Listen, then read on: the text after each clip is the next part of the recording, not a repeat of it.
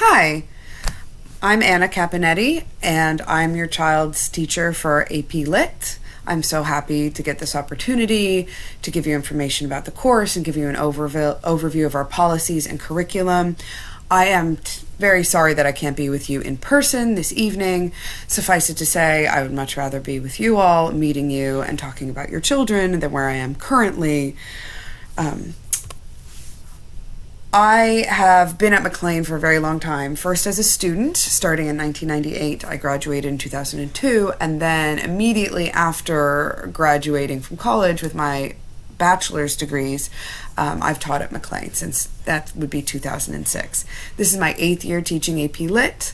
It is, of course, very dear to my heart, and I am so happy to have this opportunity to teach this course and to continue to teach it and perfect it, working alongside my close colleague, Ken Craner.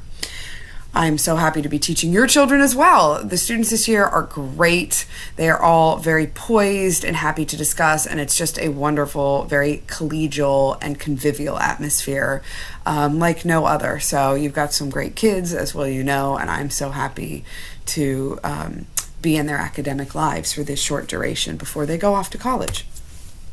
Just to give you a little taste of the course overview, we really have two primary goals in AP Lit.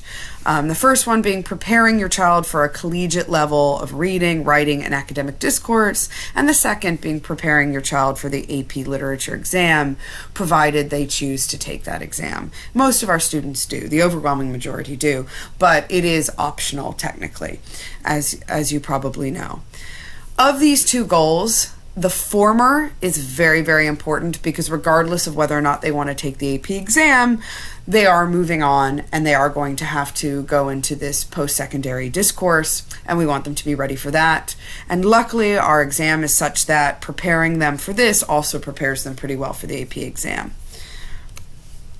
Readings. We've got something for everyone here. We've got a variety of different texts from a variety of different eras, variety of different styles, dealing with very different issues, but we like to think that there's some sort of cohesive thread, a lot of it focusing on perspective, and the idea that perspective is reality, and reality is socially constructed. So the first text that we're dealing with, which we're dipping into, is A Doll's House by Henrik Ibsen, who is a Norwegian playwright, very famous Norwegian playwright, very early feminist writer.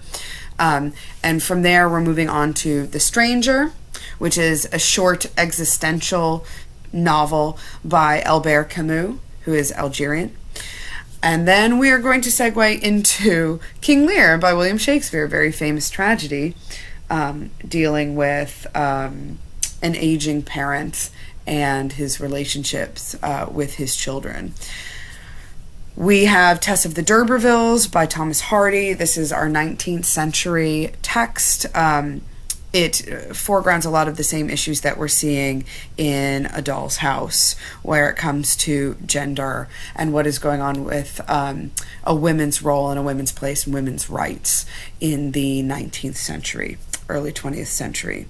From then we spin off into the 20th century, 21st century, in fact, with Atonement by Ian McEwan, which really gets into the reliability of the narrator and the writer's role in crafting a narrative and the responsibilities to the truth that come along with that, and then ending with Their Eyes Were Watching God, which is a early 20th century text by the African-American female writer Zora Neale Hurston. So it is really a diverse assemblage of texts, and I can guarantee there's going to be at least one text that your child will really identify with and love. We're also throwing in myriad readings, short stories, and an abundance of poetry, since at least a third of our exam deals with poetry, and the majority of world literature is actually poetry. The novel, true to its name, is a very new art form. Writings. We do, as we read, so do we write. We have about 2 to 3 essays per quarter, focusing mainly on AP-style timed writings. There are 3 types of timed writings that we do, one of them based on a short prose passage, another type based on a short poetic passage. These two are really very much similar, except they're different in genre. And then the final one is what they call the open prompt or the open question. And this is where the College Board poses a universal sort of thematic question, and the student gets to pick which text they've read that they feel really speaks to or answers that question from what we've read this year. We'll be doing those based on the text that we're reading, so we'll have an open question paired with A Doll's House when we finish that particular unit, and they will have to answer on A Doll's House for that particular question. But on the actual AP exam, they will get the prompt, and then they can pick any text that they feel very comfortable with. It could feasibly be something from 11th grade, although we prefer it be something that we really discussed in depth in 12th grade.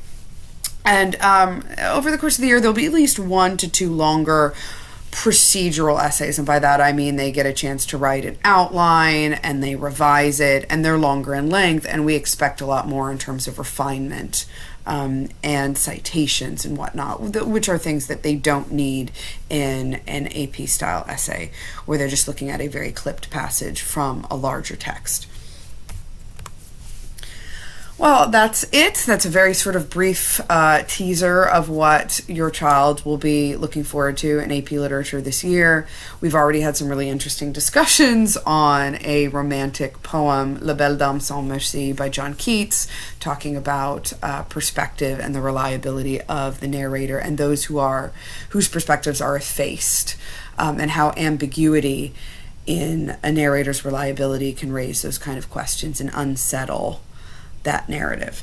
So if you want to know more about what I just said, you can talk to your child. We've talked about this in depth, and I'm sure that they have a lot to say. They certainly did in class.